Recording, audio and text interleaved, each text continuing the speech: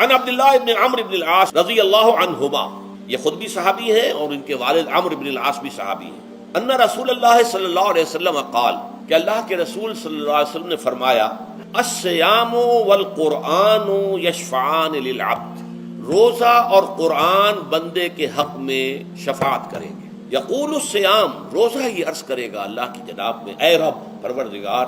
انی منعتہ الطعام والشہوات بالنہار، میں نے تیرے اس بندے کو دن کے دوران کھانے پینے سے اور اپنی شہوت کا تقاضا پورا کرنے سے روکے رکھا، یہ میری وجہ سے روکا رہا، تو میری شفاعت اس کے حق میں قبول فرما، فشفعنی فیہ،